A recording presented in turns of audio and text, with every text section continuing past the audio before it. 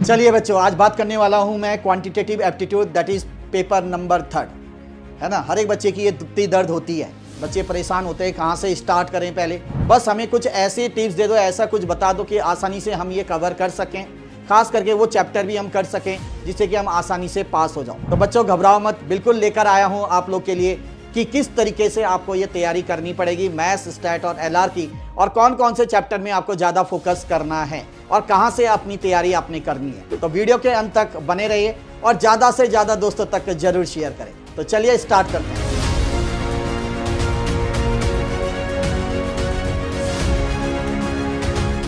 तो चलिए बच्चों, आज मैं बात करने वाला हूँ how to start quantitative aptitude, जो कि आपका पेपर नंबर 3 है। 99.9% बच्चे अक्सर मुझसे पूछते हैं कि सर कैसे स्टार्ट करें, बता दो प्लीज। सर रिवीजन कब करें, मॉक टेस्ट पेपर कब दें, चैप्टर वाइज वेटेज क्या है, ऐसे भिन्न भिन्न क्वेश्चन मुझसे पूछे जाते हैं। तो चलिए बच्चों घबराओ मत, ये सारी चीजें आज की वीडियो में आपको एक एक करके मैं बताने वाला हूँ, तो आराम से देखते रहिए। तो सबसे पहले मैं बात करने वाला हूँ चैप्टर वाइज वेटेज की, ठीक है। अगर मैं क्वांटिटेटिव एप्टीट्यूड की बात करूं तो इसको 3 भागों में डिवाइड किया गया है। एक है बच्चों आपका बिजनेस मैथमेटिक्स, ठीक है, जो कि 40 मार्क्स का है, यहां देख सकते हैं आप 40 मार्क्स कंटेन करता है। उसके बाद करूं पार्ट बी की, तो पार्ट बी के अंदर आपका लॉजिकल रीजनिंग आता है जो कि 20 मार्क्स का है, और पार्ट सी जो है बच्चों स्टैटिस्टिक्स, जो कि आपका 40 मार्क्स का है, ठीक है। तो टोटल हो गए आपके 100 मार्क्स। चलो अब चैप्टर वाइज बात करते हैं वेटेज की। तो सबसे पहले अगर मैं फर्स्ट, सेकंड, थर्ड चैप्टर को मिला के बात करूं, फर्स्ट चैप्टर है हमारा ratio and proportion, indices and logarithms, दूसरा है इक्वेशंस, और तीसरा है हमारा लीनियर इनइक्वालिटीज। इन तीनों चैप्टर्स को मिलाकर बच्चों जो मार्क्स है डिस्ट्रीब्यूशन किए गए हैं वो क्या है, 8 से 12 मार्क्स, ठीक है। अगर मैं ratio and proportion, indices and logarithm की बात करूं तो यहाँ पे आपको सीधा सीधा 4 से 6 मार्क्स देखने को मिलते हैं, ठीक है। इक्वेशंस में लगभग आपके 3 से 4 मार्क्स मान के चलिए, लीनियर इनइक्वालिटीज में 1 से 2 मार्क्स, ठीक है जी। बात करते हैं अब हम चैप्टर नंबर 4 की, मैथमेटिक्स ऑफ फाइनेंस। बहुत इंपॉर्टेंट चैप्टर है, पहले इसे बोला जाता था टाइम वैल्यू ऑफ मनी के नाम से जाना जाता था। ये एकमात्र ऐसा चैप्टर है जिससे आपको सीधा सीधा 12 से 16 मार्क्स, तो समझ सकते हैं कितना इंपॉर्टेंट है कि नहीं। बहुत अच्छे से करना भैया। उसके बाद आते हैं चैप्टर नंबर 5, 6, 7, 8। इन चारों चैप्टर्स को मिलाकर ये 12 से 20 मार्क्स आते हैं। परमुटेशंस एंड कॉम्बिनेशंस की अगर मैं बात करूं तो बच्चों 4 से 6 मार्क्स, ठीक है। सीक्वेंस एंड सीरीज की अगर मैं बात करूं तो यहाँ पे 3 to 5 मार्क्स, ठीक है। सेट्स, रिलेशंस एंड फंक्शंस की बात करूं तो यहाँ पे भी आपको 3 से 4 मार्क्स देखने को मिल सकते हैं।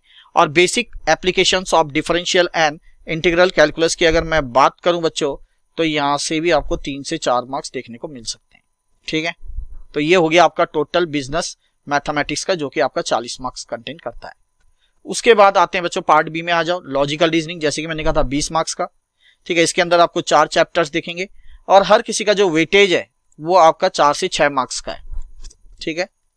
चलो क्या क्या चैप्टर है, 9th नंबर चैप्टर बात करूं, number series, coding and decoding and odd man out. Chapter number 10 direction test, और 11वां चैप्टर जो है वो है सिटिंग अरेंजमेंट्स, और 12वां चैप्टर है आपका ब्लड रिलेशंस, ठीक है। सबका वेटेज इक्वल है। अब आते हैं जो कि बहुत इंपॉर्टेंट है, पार्ट सी, ठीक है, दैट इज स्टैटिस्टिक्स। इसकी अगर हम बात करें तो चैप्टर नंबर 13 में पहले एक ही यूनिट हुआ करता था, that is statistical representation of data, ठीक है। अब एक और ऐड हो गया यूनिट 2, दैट इज सैम्पलिंग, ठीक है। चैप्टर नंबर 14 की बात करूं, measure of central tendency and dispersion, ठीक है। तो चैप्टर नंबर 13 और ये 14 है, सॉरी ये 14, इन दोनों को मिलाकर जो है आपका 18 से 20 मार्क्स। बहुत अच्छा वेटेज है बच्चों, ध्यान रखना, और बहुत ईजी चैप्टर्स हैं ये, ठीक है। अगर मैं बात करूं measure of central tendency and dispersion, सीधा सीधा 10 से 12 मार्क्स, ठीक है। और अगर स्टैटिस्टिकल रिप्रेजेंटेशन ऑफ डेटा और सैम्पलिंग को मिला दूं तो 6 से 8 मार्क्स यहाँ पे आपको देखने को मिल सकते हैं, ठीक है। उसके बाद आते हैं बच्चों हम चैप्टर नंबर 15 और chapter number 16, probability theoretical distribution, ठीक है। इन दोनों चैप्टर्स को मिलाकर 10 से 12, प्रोबेबिलिटी मान लो 5 से 6 और यहाँ भी 5 से 6, ठीक है जी। उसके बाद कोरिलेशन एंड रिग्रेशन 4 से 6 मार्क्स, इंडेक्स नंबर्स की बात करूं 4 से 6 मार्क्स, ठीक है। तो ये तो हो गया आपका स्टैटिस्टिक्स पोर्शन। इस तरीके से हमारा टोटल क्या हुआ, 40 प्लस लॉजिकल रीजनिंग 20 और स्टैटिस्टिक्स ये 40 है ना, ये मैथ्स, लॉजिकल रीजनिंग और स्टैटिस्टिक्स, ये टोटल आपका 100 मार्क्स जो हो गया, ये आपका हो गया है बच्चों क्वांटिटेटिव एप्टीट्यूड का। क्लियर है जी। चलो अब बात करते हैं कि how to start with videos और लेक्चर्स। हमारे कोर्स के अंदर, ठीक है, वीडियोस लगे या जो टीचर्स लेक्चर देते हैं, फैकल्टी जो लेक्चर देते हैं, किस तरीके से करना है। अब बच्चों दो कैटेगरी के बच्चे होते हैं। एक तो वो जिनके पास समय नहीं होता है कि लाइव क्लास अटेंड करें, ठीक है, तो उनको एडवाइस ये किया जाता है कि आप प्री रिकॉर्डेड लेक्चर्स देखें। ये प्री रिकॉर्डेड लेक्चर्स मतलब फैकल्टी के द्वारा, है ना, पूरा कंसेप्ट के साथ बहुत अच्छे से क्वेश्चन हो चाहे सब कुछ हो, जो भी स्टडी मटेरियल के अंदर है, ठीक है, चाहे परफेक्ट प्रैक्टिस बुक की बात करूं, सारे क्वेश्चंस रिकॉर्डेड फॉर्म में आपको मिलते हैं। तो आपने कुछ नहीं करना है, बस follow the sequence as per task meter. आपको एक टास्क मीटर मिलता है बच्चों, है ना, आपके कोर्स के अंदर होता है, आपको हार्ड कॉपी भी मिलती है। अब इस टास्क मीटर में आपको टास्क दिए हैं, टास्क 1, टास्क 2, टास्क 3, तो टास्क के अकॉर्डिंग आपने करना है। एक दिन में कम से कम मान के चलो कि 2 टास्क तो करना ही करना है, ठीक है, मैथ्स के अंदर कम से कम 2 टास्क तो आपने करना है, ठीक है जी। अब उसमें सब कुछ लिखा गया है कि पहला टास्क जैसे वीडियो देखना है, नोट्स बनाना है, ठीक है, उसके बाद आपने क्या करना है, चैप्टर वाइज टेस्ट देना है, आईसीआई मॉड्यूल के क्वेश्चंस करने हैं, सारे दे रखे हैं, रिवीजन कब करना है, सारी चीज आपको एक एक करके बताई गई है, ठीक है। तो वही चीज यहाँ पे लिखा है कि आपको sequence as per task meter and make notes while watching the videos लिखा है। जब आप वीडियो वॉच कर रहे हैं तो सिर्फ देखना नहीं है, नोट्स भी बनाना है। तो ये तो हो गए उन बच्चों के लिए जो प्री रिकॉर्डेड लेक्चर्स देखते हैं, है कि नहीं। अब आते हैं बच्चों उन बच्चों के लिए जो लाइव क्लासेस अटेंड करते हैं। आप लोगों ने क्या करना है, follow schedule sequence and effective note taking is crucial. आपने जो टीचर या फैकल्टी जो आपको नोट्स लिखा रही है ना, वो नोट्स आपने लिखना, बहुत इंपॉर्टेंट है, ध्यान रखना। Make your notes concise and clear. अपने जो नोट्स बनाओ इतने अच्छी तरीके से बनाओ, इतना कंसाइज फॉर्म में बनाओ, कंसाइज मतलब शॉर्ट फॉर्म में बनाइए, ठीक है, ताकि जब आप उसको पढ़े ना आपको आसानी से समझ में आ जाए। और नोट्स बिल्कुल क्लियर होना चाहिए, हौच पौच नहीं बिल्कुल, ठीक है। हाईलाइट की कंसेप्ट, ठीक है, अब टीचर बताते हैं ना कि हाँ भाई ये कंसेप्ट बहुत इंपॉर्टेंट है, तो भैया उसको हाईलाइट कर लो, उसके लिए एक सेपरेट कॉपी बनाओ। और प्रॉपर्टीज और फॉर्मूला बहुत इंपॉर्टेंट है, इसके लिए एक अलग कॉपी बनाओ, ठीक है जी बच्चों, सेपरेट कॉपी बनाना है। बाकी टीचर जैसे आपको गाइड करते हैं उसके हिसाब से अनुसार आपने चलना है। तो बच्चों यहाँ पे ये मैंने बात कर ली आप लोग की वीडियोस और लेक्चर्स की बात, ठीक है, समझ में आ गया। अब आते हैं नेक्स्ट क्या, बहुत इंपॉर्टेंट पार्ट है। अब जैसे मैंने ऑलरेडी यहाँ पे कहा कि 2 कैटेगरी के बच्चे, अब हम देखेंगे और 2 कैटेगरी के बच्चे भी होते हैं, ठीक है क्या, हाँ सर, कुछ बच्चे ऐसे होंगे जिनके पास मैथ्स था 11th 12th में, कुछ बच्चे ऐसे होंगे जिनके पास मैथ्स नहीं था, मतलब जिनका मैथ्स बैकग्राउंड नहीं है, मतलब 11th 12th में मैथ्स नहीं था। तो जिनके पास मैथ्स है वो तो देखो सारे ये चैप्टर्स कर सकते हैं जितने ही मैंने यहाँ पे बताया, ठीक है, चाहे मैथ्स की बात करूं, लॉजिकल रीजनिंग की बात करूं या स्टैटिस्टिक्स की बात करूं, उनकी पकड़ अच्छी है तो ये कर सकते हैं क्योंकि ये लगातार टच में रहे हैं मैथ्स के, है कि नहीं। बट जो नॉन मैथ्स बैकग्राउंड के बच्चे हैं वो क्या करें, उन्होंने कुछ नहीं करना। सबसे पहले बिफोर स्टार्टिंग द सिलेबस, अपना सिलेबस स्टार्ट करने से पहले go through basic videos on mathematics. आपको कोर्स के अंदर बेसिक वीडियोस मिलेगी, है ना। बेसिक वीडियोस मतलब जैसे मैंने मान लिया कि एलसीएम आप लोग को नहीं आता, भूल चुके हो, इंटीजर्स क्या होते हैं, है ना, फैक्टराइजेशन कैसे करना होता है, ठीक है, कहीं ना कहीं ये आपके कोर्स में काम आएगा। तो इसलिए कोर्स स्टार्ट करने से पहले अपना या सिलेबस स्टार्ट करने से पहले ये बेसिक वीडियोस हर किसी ने देखना है, ठीक है। ये कहां लगा हुआ है, first video in the course, आपके कोर्स में पहली वीडियो लगी हुई है, ठीक है। तो ये उसमें एलसीएम होगा, फैक्टराइजेशन, ये रिपीट हो गया आ रहा है, फैक्टराइजेशन, इंटीजर्स एसेट्रा, ठीक है। ये सब देखना है आपने, जब आप करेंगे ना फिर उसका सिलेबस मजा आएगा आप लोग को। दूसरी बात, स्टूडेंट्स वीक इन मैथमेटिक्स और कॉमर्स स्टूडेंट्स विदाउट मैथमेटिक्स, ठीक है, जिन बच्चों के पास मैथ्स नहीं था, कमजोर है या मैथ्स नहीं था, है ना, क्लास 12th में background, first concentrate on logical reasoning and statistics. तो उन्होंने किस में कंसंट्रेट करना है, पहले करना है उन्होंने लॉजिकल रीजनिंग पे, अच्छा काफी इजी है आप लोग के लिए, बहुत आसानी से कर लोगे, अच्छे से कर लोगे, और फिर स्टैटिस्टिक्स करना है, ठीक है। उसके बाद आप लोगों ने जो चैप्टर्स आपको लगता है मैथ्स के अंदर आप कर सकते हो, ये तो करना ही करना है, मैथमेटिक्स और फाइनेंस, क्योंकि सीधे देखो इतना बड़ा वेटेज है और ये आसानी से हो भी जाता है, ठीक है। ये चैप्टर तो नॉन मैथ्स बैकग्राउंड के बच्चों ने भी करना है, पास अगर करना चाहते हो। और दूसरा ये चैप्टर जरूर करना है, रेशियो, प्रोपोर्शंस, इंडिसेस, लॉग बेशक छोड़ दो अगर दिक्कत लग रही है तो, इक्वेशंस, ये सब कर लो, ठीक है। इतना भी कर लोगे ना तो यार आप लोग के 70% मार्क्स तो देखो आराम से आ जाएंगे, सच कह रहा हूं, ठीक है जी। चलो उसके बाद भी आपको लगता है कि हाँ कुछ और चैप्टर कर सकते हो तो आप कर सकते हो, कोई दिक्कत नहीं। और मैथ्स वाले जो बच्चे हैं जिनके पास 11th 12th में मैथ्स था वो तो सारे करें, ठीक है। तो यहाँ पे तो पूरा मैंने आप लोगों को बता दिया। उसके बाद आता है क्या बच्चों, चैप्टर वाइज टेस्ट। ठीक है, अब आप लोगों ने वीडियो देख लिया, नोट्स बना लिया, ठीक है, नॉन मैथ्स बैकग्राउंड में क्या क्या करना वो मैंने बता दिया। उसके बाद बारी आती है आप लोग का चैप्टर वाइज टेस्ट देने के लिए। सपोज मान लो स्टैट्स के अंदर किसी बच्चे ने मेजर ऑफ सेंट्रल टेंडेंसी कर लिया, ठीक है, समझ लिया, नोट्स बना लिया। अब बारी क्या आती है, नेक्स्ट चैप्टर जाने से पहले सबसे पहले इस चैप्टर का टेस्ट देना है। तो give the test focused only that chapter. जो बेसिक असाइनमेंट्स हमारे कोर्स के अंदर लगी हुई है, या परफेक्ट एनालाइजर एक बुक मिलती है उसके अंदर होता है, ठीक है, उसके अंदर बेसिक असाइनमेंट लिखा होता है S1, S2, S3, है ना, ये स्टैट्स के लिए, मैथ्स के लिए M1, M2, M3, LR के लिए मतलब लॉजिकल रीजनिंग के लिए LR1, LR2, ये बेसिक असाइनमेंट है, हर एक बच्चे ने करना है ये, ठीक है, चाहे वो मैथ्स के बच्चे हो जिन्होंने 11th 12th मैथ्स लिया था, या नॉन मैथ्स बैकग्राउंड के बच्चों, सब ने करना है। अब जैसे क्या करना है, मान लो खत्म किया आपने ये S1 बेसिक असाइनमेंट, इसके अंदर लगभग आपको 25 क्वेश्चन दिए जाते हैं, वो 25 क्वेश्चन आपने करने हैं, ठीक है जी, बिल्कुल। तो ये कहाँ मिलेंगे, प्रोवाइडेड इन द कोर्स और इन परफेक्ट एनालाइजर, ठीक है, कोर्स में आपके लगे हुए हैं, ये आपको परफेक्ट एनालाइजर के अंदर देखने को मिलेगा। उसके बाद यहाँ पे देखो करेक्शन कॉपी बोली गई, इसका मतलब क्या है, जैसे मान लो S1 आपने टेस्ट दे दिया, ठीक है, आपने मान लो हो सकता है कि 15 क्वेश्चन सही है, करेक्ट है, और आपके 10 क्वेश्चन गलत आ रहे हैं, तो अगले टेस्ट में जाने से पहले क्या कर लो, एक करेक्शन कॉपी बनाओ।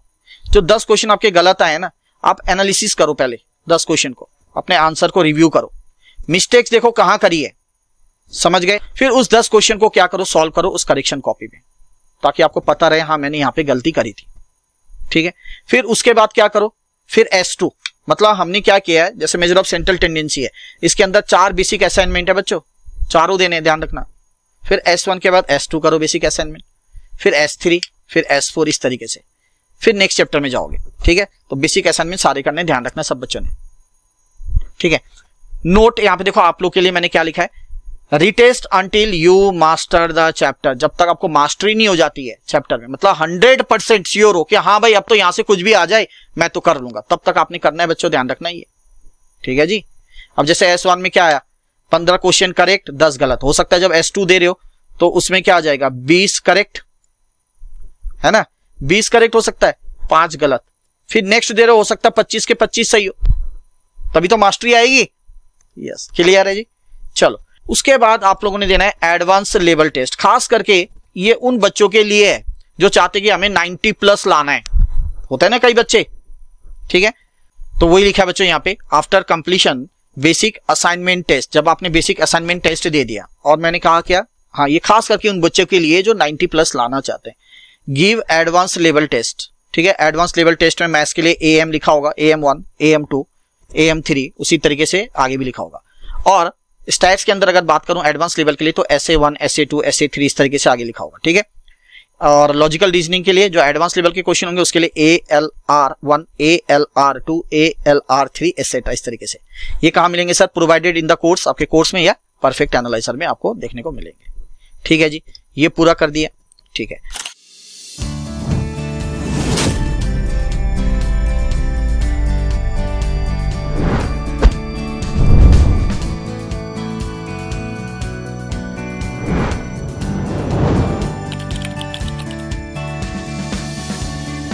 अब इसके बाद जो आती मेन बात, रिवीजन तो देखो आपने पूरा पकड़ के रखना है, ये सब आपने कर लिया। अब रिव्यू योर सेल्फ नोट, जो आपने सेल्फ नोट्स बनाए है ना, सेल्फ नोट्स बनाए होंगे, वीडियो देखकर बनाया होगा, या जब टीचर्स की आप क्लास ले रहे हैं फैकल्टी की तब बनाया होगा, ठीक है, वो आपको रिव्यू करना है। Revisionary book regularly go through करना है आपने, ठीक है। जैसे आपका कंप्लीट होता है, आपने कोर्स कंप्लीट होता है तो रिविजनरी बुक लगातार फॉलो करना है, गो थ्रू करना है। रिवाइज प्रायोरिटी बेस्ड क्वेश्चन, आपको रिविजनरी बुक के अंदर प्रायोरिटी बेस्ड क्वेश्चन दिए होते हैं बच्चों, important question, examination point of view से बहुत इंपॉर्टेंट होते हैं, वो सब ने करना है। उसके बाद have clear revision goals for each and every chapters, लिखा है साफ साफ, हर एक चैप्टर का जो आपने कवर कर रखा है, ठीक है, मकसद रहना चाहिए कि भैया 100% करूं उस चैप्टर को जो मैंने पकड़ा है। उसके बाद फोकस ऑन वीक एरियाज, जो आपके कमजोर एरियाज है, मान लो कई बच्चों के लिए फॉर्मूला वीक एरियाज हो, प्रॉपर्टीज किसी और के लिए हो, किसी के लिए की कंसेप्ट हो, तो उनको बार बार रिवाइज करना है आप लोगों ने, और कोशिश करें कि लिख लिख के प्रैक्टिस करें तो वो अच्छे से रिवाइज होगा। उसके बाद solve at least 10 to 15 questions of perfect practice book, और ये ध्यान रखना साथ साथ में 10 से 15 क्वेश्चन जो है परफेक्ट प्रैक्टिस बुक के अपने हाथों से आपने सॉल्व करना है। और अगर किसी बच्चे को दिक्कत आती है किसी क्वेश्चन में, कहीं भी आती है, तो उसके लिए देखो डाउट क्लास भी आप लोग की होती है, आप लोग वहां पूछ सकते हो, ठीक है, या आपके चैट बॉक्स में वहां भी आप पूछ सकते हो। और इसके अलावा आपको वीडियो सॉल्यूशन भी दिए जाते हैं, ठीक है, चाहे वो परफेक्ट प्रैक्टिस बुक के क्वेश्चंस हो, चाहे आईसीआई मॉड्यूल के क्वेश्चंस हो, चाहे रिविजनरी बुक के प्रायोरिटी बेस्ड क्वेश्चंस हो। ठीक है मेरे बच्चों, चलिए ये हो गया। अब आता है आखिरी में जो सबसे बड़ी बात, अभी तक चैप्टर वाइज टेस्ट दे रहे थे, है ना, अब बारी आती है आप लोग का मॉक टेस्ट पेपर। ठीक है, mock test paper perfect analyser book के अंदर फुल कोर्स टेस्ट दे रखे हैं, परफेक्ट प्रैक्टिस, ये सारे बहुत इंपॉर्टेंट है आपके आखिरी प्रिपरेशन के लिए, आखिरी टाइम पे जो आप करते हो। They help you get familiar with the exam format and time management. ये आपको मदद करेगा कि भैया एग्जाम फॉर्मेट में किस टाइप के क्वेश्चंस आते हैं, वो ये सब यहाँ पे आपको देखने को मिलता है ना। टाइम कितना लग रहा है आपका, हो सकता है एक मॉक टेस्ट पेपर आप कर रहे हो, पहले वाला मॉक टेस्ट पेपर 1 आपको 2 घंटे की जगह 3 घंटे लग रहा है ना। अब ये कम कैसे होगा, जब आप दूसरा मॉक टेस्ट पेपर करेंगे ना तो देखना टाइम कम लगेगा इस बार, फिर तीसरा करेंगे तो और कम लगेगा, फिर एक समय ऐसा आएगा जब आप 2 घंटे से पहले ही कवर कर लेंगे। तो ये करते जाना है, हार नहीं मानना है, हमेशा ध्यान रखना किसी काम के लिए हार्डवर्क और कंसिस्टेंसी जरूरी है, और खास करके आपके सीए के लिए इस बात को ध्यान रख लेना। अगला आता है attempt mock test under exam like conditions to build your endurance and focus. ठीक है, आपका क्या इस तरीके से माहौल बनाना है, ये नहीं कि आपने 2 घंटे का अलार्म सेट कर दिया, ठीक है जी, बीच में 5 मिनट पानी पीने चले गए, ऐसा नहीं। जब आप टेस्ट देने बैठे हो तो 2 घंटा प्रॉपर बैठो, कई बच्चे बैठ नहीं पाते हैं, तो वो माहौल बनाना है आपने, है ना, वो अंदर आपकी शक्ति चाहिए, वो क्षमता चाहिए, तो build your endurance and focus चाहिए, ये सारी चीजें आपको उसके अंदर, ठीक है ना।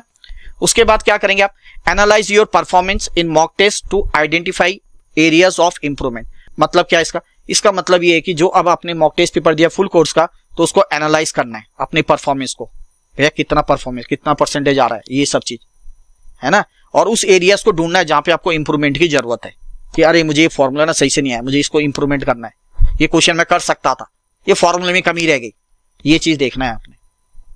ठीक है बच्चों, समझ में आ गया। तो ये पूरी चीज देखो मैंने यहाँ पे आप लोगों को बता दी।